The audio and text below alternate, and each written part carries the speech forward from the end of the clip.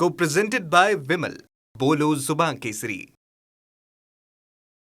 करणार आहोत. अंजलीताई दमनिया यांनी मोठा आरोप सध्या केलेला आहे, खळबळ उडून टाकली आहे आणि त्यामध्ये त्यांनी थेट एकनाथ शिंदे यांचंच नाव घेतलेलं आहे. 27 वेळा फोन कॉल झाले आणि त्यामध्ये 17 वेळा फोन स्वतः एकनाथ शिंदे यांनी केला असा दावा पण करतायत.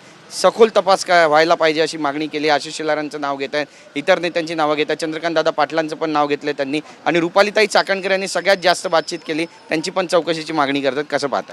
हे बघा, या भोंदू खरातच्या संदर्भामध्ये जे काही प्रत्येकाकडे काही जे एव्हिडन्स असतील त्यांनी ते पोलिसाला दिले पाहिजेत. कोणी आरोप केले त्याच्यावर माझा काही आक्षेप नाही, परंतु हे आरोप करताना ह्याच गोष्टी सर्व पोलिसाकडे दिला तर चौकशीमध्ये त्याच्यासाठी आणखीन आपल्याला सपोर्ट होईल. खरात हा कोणत्याही प्रकारे सुटला नाही पाहिजे ही प्रत्येक महाराष्ट्रातल्या प्रत्येक नागरिकाची इच्छा आहे आणि त्याच्यामध्ये त्याला सहकार्य करणारे कोण कोण आहेत ते सुद्धा अडकले पाहिजे, ते जेलमध्ये गेले पाहिजेत अशी सुद्धा सर्वांची भावना आहे. म्हणून चिंता त्याची नाही, फक्त पोलिसांना सहकार्य करून आपल्याला काही दिवस म्हणजे आता इतक्या स्पीडने सगळा तपास होतोय. SIT आहे, CID आहे, पोलीस यंत्रणा आहे, CBI आहे, सर्व यंत्रणा त्याच्यात असल्यामुळं तुम्ही आता निश्चिंत राहा.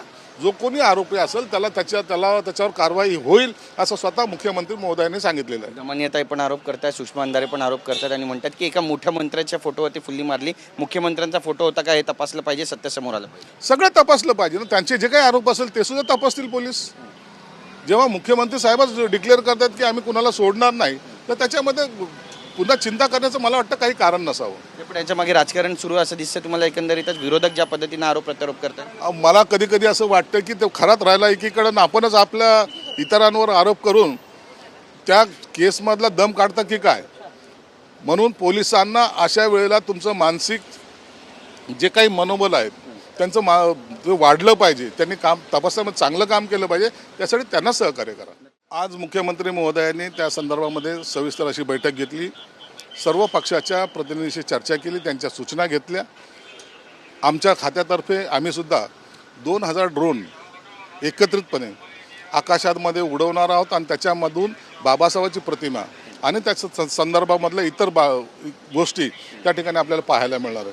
हा पहिला प्रयोग आम्ही चैत्यभूमीवर शिवाजी पार्कला करणार आहोत 13 तारखेला संध्याकाळी. बाकी या आंबेडकर जयंतीच्या माध्यमातूनच आम्ही ज्या हॉस्टेलची जी काही निर्मितीची घोषणा केली होती त्या सर्व कामाचं भूमिपूजन या महिनाभरामध्ये एक ठिकाणी रोज असे आम्ही सुरू करतोय. त्यामुळं जे बाबासाहेबांचं जे होतं, शिक्षकांना जे महत्त्व होतं ते आम्हाला पुन्हा त्यांचं स्वप्न साकार करण्यासाठी आम्ही प्रयत्न करतो. नक्कीच. आणि पुतळ्या संदर्भात काही अपडेट आलेली आहे का? कारण पुतळा कधी तयार होणार, बरेचसे भीमानुयायी प्रश्न विचारत आहेत. नाही, पुतळा तयार होईल. आमचा आटोकाट प्रयत्न राहील डिसेंबरपर्यंत हा पुतळा इथं आला पाहिजे. आता मी स्वतः आणि आमचे सहकारी आम्ही पुन्हा नोएडाला जाऊन पुतळ्याची नेमकी अवस्था काय ते सुद्धा या आठवड्यामध्ये पाहू. धन्यवाद आमची बातचीत केल्याबद्दल. कॅमेरा पर्सन चरण मार्गमशा, Girish Gaikwad, TV9 Marathi, Mumbai. Co-presented by Vimal. बोलो जुबान केसरी.